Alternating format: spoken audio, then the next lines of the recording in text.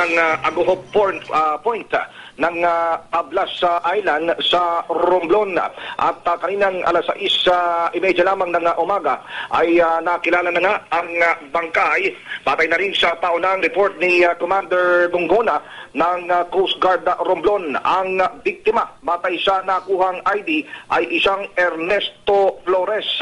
Naka-life vest pa ito at natagpuan ng bangkay at nakalutang sa bahagi na ng karagatan.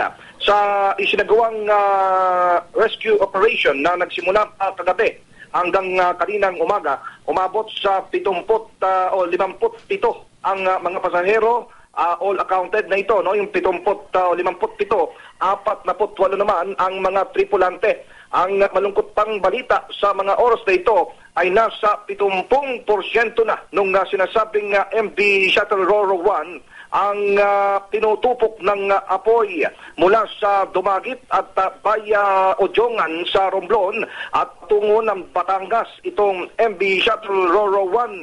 At patuloy pang inaalam ng Philippine Coast Guard kung mayroon pa bang ilan pang mga pasahero na kasama pa dito nga sa MV Shuttle Roro 1.